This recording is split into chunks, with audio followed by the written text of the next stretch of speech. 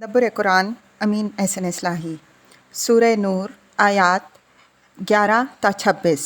آگے کا مضمون آگے فتنہ افک کی طرف اشارہ کرتے ہوئے ان کمزوریوں کی طرف توجہ دلائی ہے جو اس موقع پر مسلمانوں کی ایک جماعت سے صادر ہوئیں کہ وہ بھی منافقین کے اٹھائے ہوئے فتنہ میں نادانستہ شریک ہو گئے اور بے سوچے سمجھے اس طرح کی باتیں بولنے لگے جس قسم کی باتیں منافقین پھیلانی چاہتے تھے، حالانکہ مسلمانوں کے باہمی تعلق کی بنیاد اعتماد اور کامل حسن ظن پر ہونی چاہیے۔ اگر کوئی مسلمان اپنے دوسرے مسلمان بہن بھائی کی نسبت کوئی بات بری سنے تو اس وقت تک اس کو قبول نہ کرے اور نہ زبان پر لائے جب تک کہ اس کی پوری تحقیق نہ ہو جائے۔ اس سلسلہ میں منافقین اور ان کے سرپرستوں کی درپردہ اس خواہش اور کوشش کا سراغ دیا ہے کہ وہ طرح طرح کی افواہیں پھیلا کر مسلمانوں کی اخلاقی ساکھ اکھاڑ دینے کے درپے رہیں۔ اس وجہ سے ان سے پوری طرح ہوشیار رہنا چاہیے اور خود اپنے ہاتھوں ان کی مقصد براری کا سامان نہیں کرنا چاہیے۔ اس مقصد کے لیے ضروری ہدایات جو ہیں وہ بھی اسی ذیل میں دی گئی ہیں، اور جو لوگ بالکل نادانستہ اس فتنے میں ملوث ہو گئے تھے ان سے درگزر کی ہدایت بھی فرمائی گئی ہے۔ اس روشنی میں آگے کی آیات تلاوت فرمائیے۔ اعوذ باللہ من الشیطان الرجیم، بسم اللہ الرحمن الرحیم۔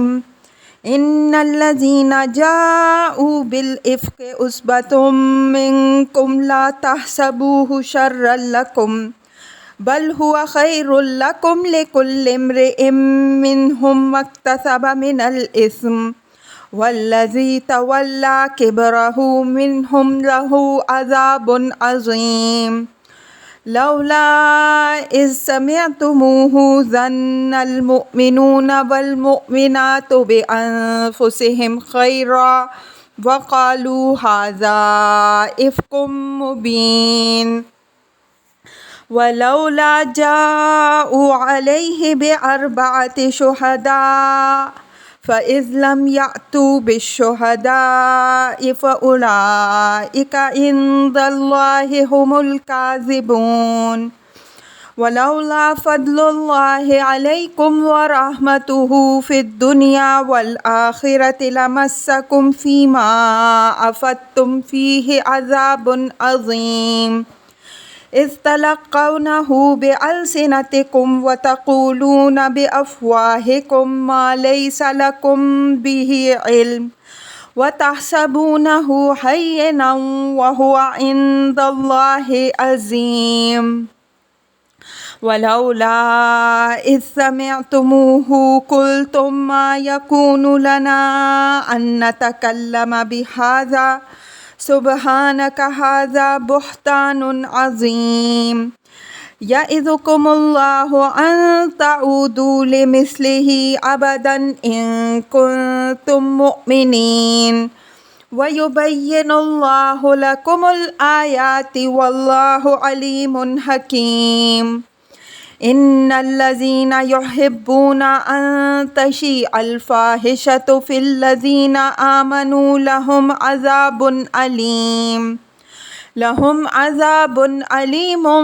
فی الدنیا والآخرہ واللہ یعلم وانتم لا تعلمون۔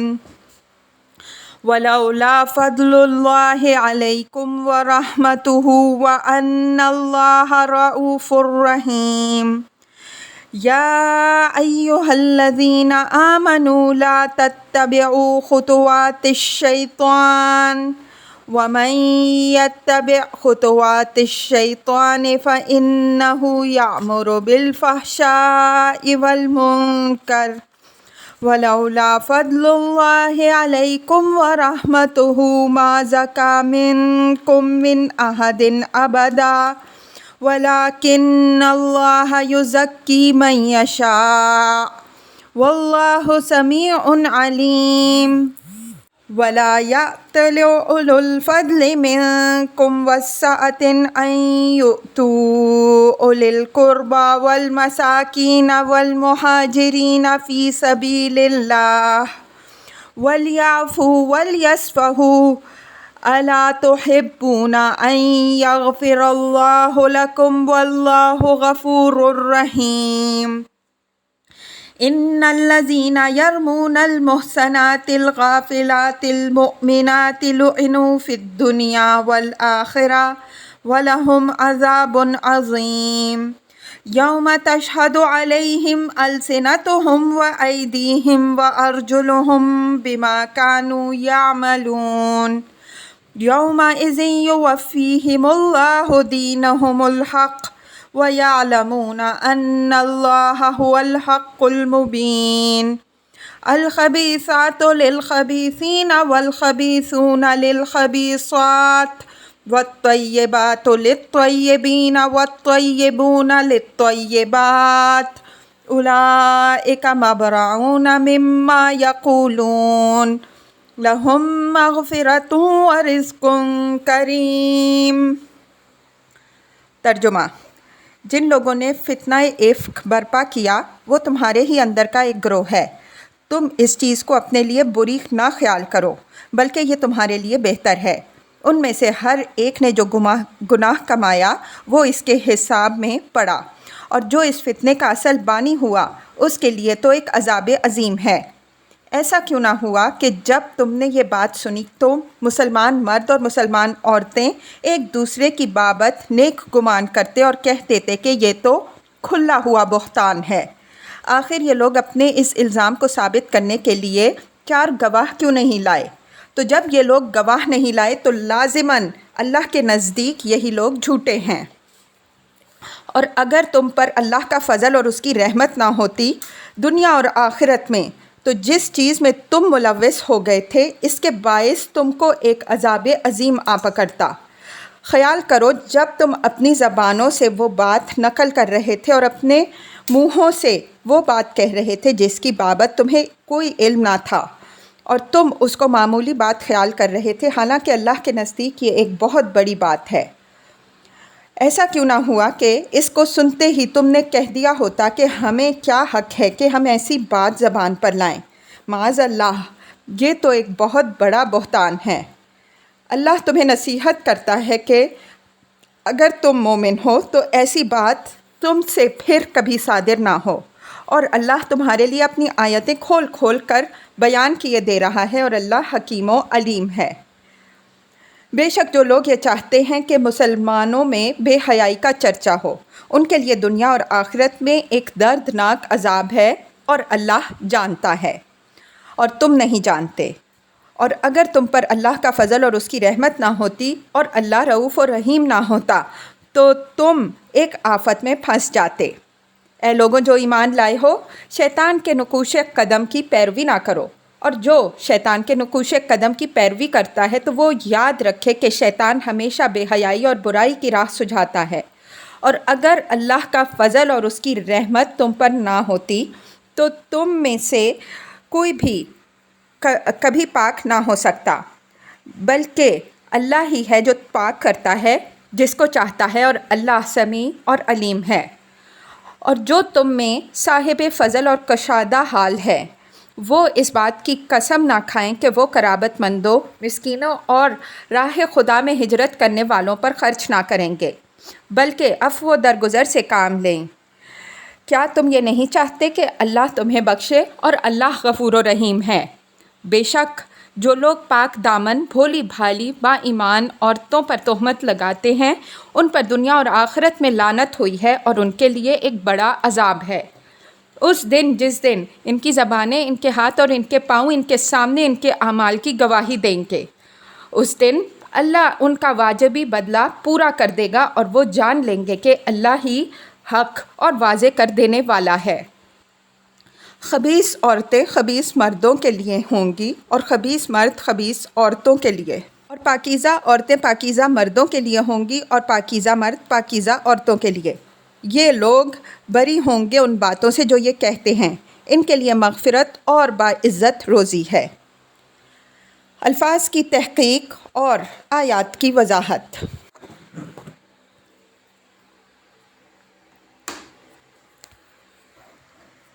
ان الذین جاءوا بالافک عصبۃ منکم لا تحسبوه شرا لکم بل هو خیر لکم لکل امرئ منہم ما اکتسب من الاثم والذی تولی کبرہ منہم لہ عذاب عظیم۔ افک جھوٹی، من گھڑت، خود تراشیدہ اور خلاف حقیقت بات کو کہتے ہیں۔ یہاں اس سے اشارہ اس فتنے کی طرف ہے جو غزوہ بنی مصطلق کے موقع پر منافقین نے ام المؤمنین حضرت عائشہ صدیقہ رضی اللہ عنہا کو متہم کرنے کے لیے برپا کیا۔ بعض جھوٹ ایسے ہوتے ہیں جن کا ذکر بھی زبان پر لانا گوارا نہیں ہوتا، اور یہ جھوٹ تو تمام مسلمانوں کی ماں سے متعلق تراشا گیا تھا۔ اس وجہ سے قرآن نے اس کی طرف لفظ افک سے اشارہ کر کے اس کو نظر انداز کر دیا ہے، بس اتنا پتہ دے دیا ہے کہ اس کے ایجاد کرنے والے اور اس کو پھیلانے والے کون لوگ ہیں، تاکہ یہ اندازہ ہو جائے کہ جس منبع فساد سے یہ بات چلی ہے اس کی پھیلائی ہوئی بات بجائے خود ناقابل ذکر ہے اور نہ لائق غور و تحقیق۔ البتہ اس سے جو سبق حاصل ہوئے ہیں وہ سب کے لیے عرض جام بنانے کے قابل ہیں۔ چنانچہ قرآن نے نفس واقعہ کی نوعیت کی طرف کوئی اشارہ نہیں کیا۔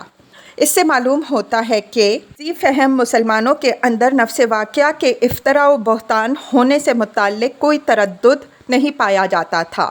وہ جانتے تھے کہ یہ منافقین کا اٹھایا ہوا فتنہ ہے، لیکن جب کوئی سنسنی پیدا کرنے والی بات عوام میں پھیلا دی جاتی ہے تو جو لوگ زیادہ معاملہ فہم نہیں ہوتے وہ بے سمجھے بوجھے اس کی نقل و روایت شروع کر دیتے ہیں۔ نوٹ: تاریخ و سیرت کی کتابوں سے واقعے کی نوعیت صرف یہ معلوم ہوتی ہے کہ نبی صلی اللہ علیہ وسلم غزوہ بنی مصطلق واقعہ 6 ہجری سے مدینہ منورہ واپس ہو رہے تھے۔ حضرت عائشہ صدیقہ رضی اللہ عنہا ایک الگ اونٹ پر ہم سفر تھیں۔ راستہ میں فوج نے شب میں کہیں پڑاؤ ڈالا۔ فوج کے کوچ سے پہلے ام المؤمنین رضی اللہ عنہا ضرورت سے باہر نکلیں، اتنے میں فوج کے کوچ کا حکم ہو گیا۔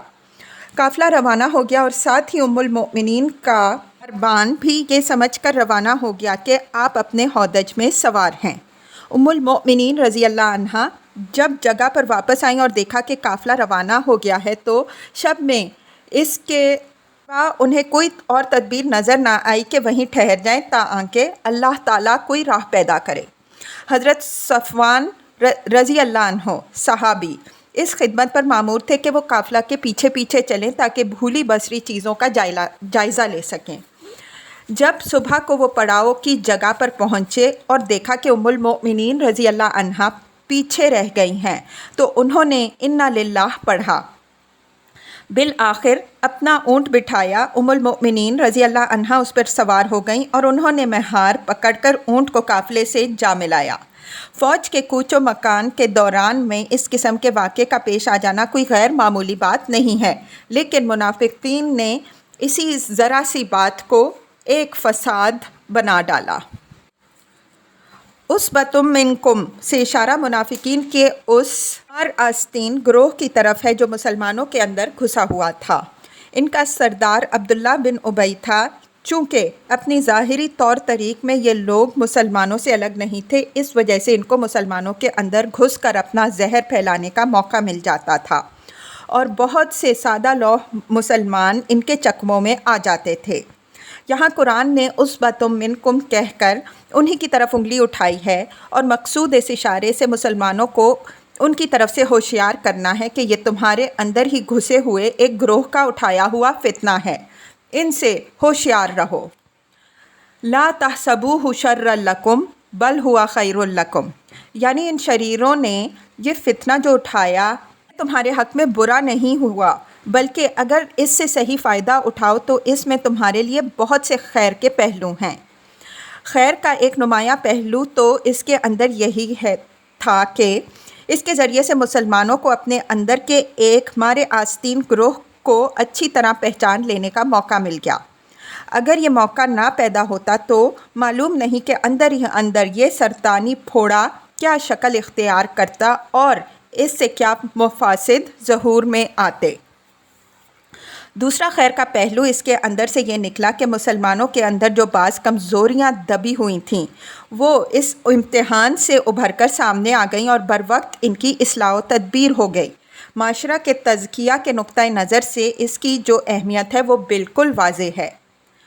تیسرا پہلو اس میں خیر کا یہ ہے کہ اس واقعے نے معاشرہ کی اصلاح و تنظیم سے متعلق بہت سے احکام و ہدایات کے نزول کے لیے ایک نہایت سازگار فضا پیدا کر دی۔ اگر اس فضا کے پیدا ہوئے بغیر یہ احکام اترتے تو بہت سے لوگوں پر ان کی حقیقی قدر و قیمت واضح نہ ہو سکتی۔ لِكُلِّ امْرِئٍ مِّنْهُمْ مَا اكْتَسَبَ مِنَ الْإِثْمِ وَالَّذِي تَوَلَّىٰ كِبْرَهُ مِنْهُمْ لَهُ عَذَابٌ عَظِيمٌ۔ کبر کسی جرم یا گناہ کے اصل اور بڑے حصے کو کہتے ہیں۔ الَّذِي تَوَلَّىٰ كِبْرَهُ یعنی جو اس فتنے کا اصل برپا کرنے والا ہوا ہے۔ یہ اشارہ عبداللہ بن ابی کی طرف ہے۔ یہ نہایت خبیث منافق تھا۔ اس سے پہلے بھی یہ متعدد فتنے برپا کر چکا تھا اور اس فتنے کو تو ساری ذمہ داری اصلاً اسی پر تھی۔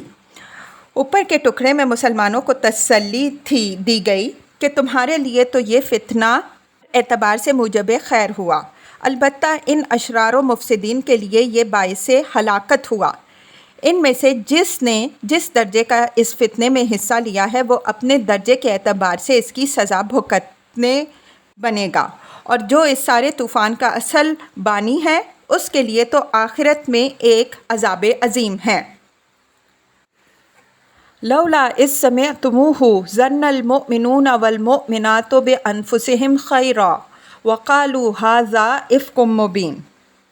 اسلامی معاشرے میں ہر مسلمان مرد و عورت کا یہ حق ہے کہ دوسرے افراد معاشرہ ان کے بارے میں حسن ظن رکھیں اور اس وقت تک ان کے اس حق کا احترام کریں جب تک دلیل سے یہ ثابت نہ ہو جائے کہ وہ اس حسن ظن کے حقدار باقی نہیں رہے۔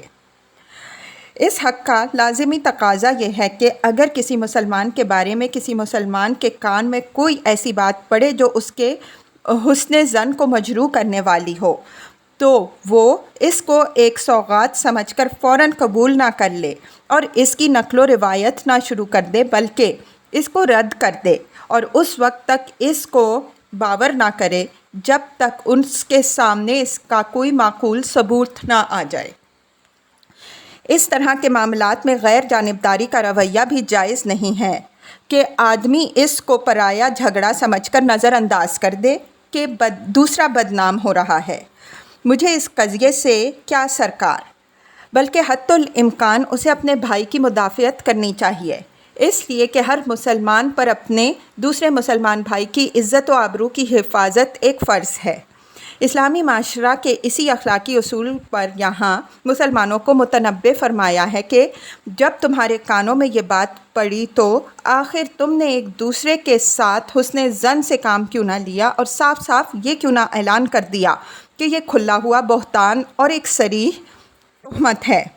ایک طرف اسلامی معاشرے کے اس اخلاقی اصول کو سامنے رکھیے اور دوسری طرف اپنے معاشرے کا جائزہ لیجئے تو آپ کو معلوم ہوگا کہ آج اس کے بالکل برعکس اصول کار فرما ہیں۔ آج نظریہ یہ ہے کہ ہر شخص سوء ظن کا مستحق ہے الا یہ کہ کسی شخص کے ساتھ اپنی کوئی شخصی یا گروہی غرض وابستہ ہو اور دوسروں کی نسبت سنسنی پیدا کرنے والی افواہیں پھیلانا تو اس زمانے میں ایک مستقل فن اور ایک نہایت کامیاب پیشہ بن گیا ہے۔ ہماری قوم میں کتنے اہل قلم ہیں جن کا پیشہ ہی یہی ہے کہ وہ اسی طرح کی افواہوں کی تلاش میں لگے رہیں۔ یہ افواہیں نہایت جلی عنوانات سے اخبارات و رسائل میں چھپتی ہیں اور سب سے زیادہ کامیاب اخبارات و رسائل وہی ہوتے ہیں جو اس طرح کی افواہیں ایجاد کرنے میں سب سے زیادہ شاطر ہیں۔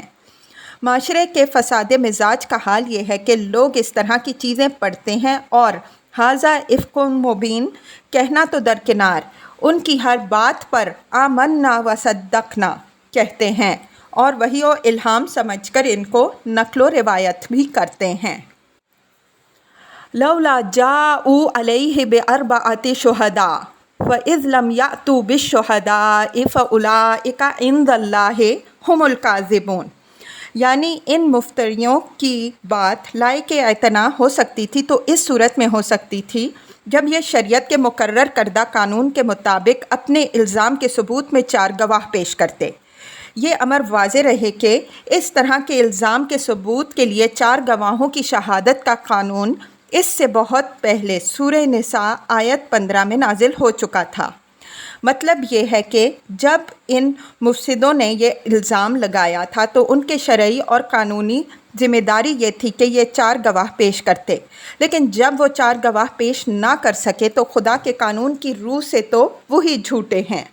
پھر جن لوگوں نے ان کی طرف سے ثبوت فراہم کیے بغیر ان کی بات باور کر لی، آخر کس سند کی بنیاد پر باور کر لی؟ وَلَوْلَا فَضْلُ اللَّهِ عَلَيْكُمْ وَرَحْمَتُهُ فِي الدُّنْيَا وَالْآخِرَةِ لَمَسَّكُمْ فِي مَا أَفَضْتُمْ فِيهِ عَذَابٌ عَظِيمٌ۔ افادہ فی الحدیث کا مفہوم یہ ہوتا ہے کہ بات میں سے بات نکالتے ہوئے آدمی کہیں سے کہیں جا پہنچے اور بات کا بتنگڑ بنا لے۔ آیت 10 کے بعد یہ پھر مسلمانوں کو تنبیہ ہے کہ اس معاملے میں تم جس روش پر چل نکلے تھے اس کا تقاضا تو یہ تھا کہ تم کو ایک عذاب عظیم آ پکڑتا، لیکن تم پر دنیا اور آخرت دونوں میں اللہ تعالیٰ کی رحمت ہے، اس وجہ سے اس نے درگزر فرمایا۔ مطلب یہ ہے کہ اللہ کے اس فضل و رحمت کی قدر کرو، ایسا نہ ہو کہ اسی طرح کے فتنے میں پھر مبتلا ہو کر اپنے آپ کو مستحق عذاب بنا لو۔ یہ خطاب سارے معاشرے سے ہے، حالانکہ اس معاملے میں ملوث ہونے والے یا سہل انگاری اور بے پرواہی کو راہ دینے والے زیادہ لوگ نہیں تھے۔ اس خطاب عام کی وجہ یہ ہے کہ اس طرح کے مفاسد کی نوعیت وبائی امراض کی ہے۔ اگر چند افراد کے اندر بھی اس کا ظہور ہو تو ہر شخص کو خطرہ سے آگاہ ہو جانا چاہیے کہ مبادا یہ وبا عام ہو جائے اور پھر اس کے نتیجے میں پورا معاشرہ خدا کی پکڑ میں آ جائے۔ اِذْ تَلَقَّوْنَهُ بِأَلْسِنَتِكُمْ وَتَقُولُونَ بِأَفْوَاهِكُمْ مَا لَيْسَ لَكُمْ بِهِ عِلْمٌ وَتَحْسَبُونَهُ هَيِّنًا وَهُوَ عِندَ اللَّهِ عَظِيمٌ۔ یہ اسی بات کی سنگینی کا اظہار ہے جس کو کچھ لوگوں نے ایک معمولی بات سمجھ کر بے تکلف اس کی نقل و روایت شروع کر دی، اور یہ انہوں نے سوچا نہیں کہ جس چیز کو وہ معمولی سمجھ رہے ہیں وہ اللہ کے نزدیک بڑی ہی سنگین بات ہے۔ کسی بات کو قبول کرنے کا اصلی راستہ عقل ہے، نہ کہ زبان اور نقل اور روایت کے قابل وہ بات ہوتی ہے جس کی بنیاد قابل اعتماد علم پر نہ ہو۔ کہ افواہ پر اگر عقل کو آدمی معطل کر دے اور اس کے پاس صرف گز بھر کی زبان رہ جائے تو نقد و روایت کے بغیر وہ کان میں پڑی ہوئی ہر بات کی روایت شروع کر دے گا، اور اس طرح وہ خود بھی شیطان کے پھیلائے ہوئے فتنہ میں مبتلا ہوگا اور دوسروں کو بھی مبتلا کرے گا۔ اس آیت میں مسلمانوں کو اسی خطرہ سے آگاہ کیا گیا ہے کہ اس معاملے میں کچھ لوگوں نے عقل کے بجائے صرف زبان کو قبول روایت کا ذریعہ بنایا اور علم کے بجائے محض ایک افواہ کی روایت شروع کر دی۔ انہوں نے یہ بات ایک معمولی بات سمجھی، حالانکہ اپنے نتائج و عواقب کے اعتبار سے یہ چیز نہایت خطرناک اور اللہ تعالیٰ کے نزدیک یہ ایک جرم عظیم ہے۔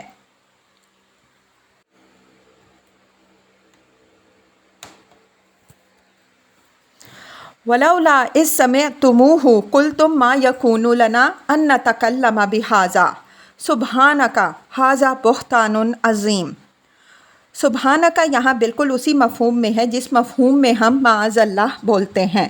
مطلب یہ ہے کہ جب تمہارے سامنے ایک ایسی بات آئی تھی جو ثبوت و شہادت سے بالکل عاری تھی اور جس کی زد صرف ایک مومنہ کی عزت و ناموس ہی پر نہیں بلکہ ام المؤمنین رضی اللہ عنہن اجمعین کے عزت و ناموس پر پڑ رہی تھی، تو تم نے اس کو سنتے ہی یہ کیوں نہ کہہ دیا کہ بے ثبوت شہادت کسی مومنہ کی شان میں ایسی بات زبان سے نکالنے کا ہمیں کوئی حق نہیں۔ معاذ اللہ یہ صریح بہتان ہے۔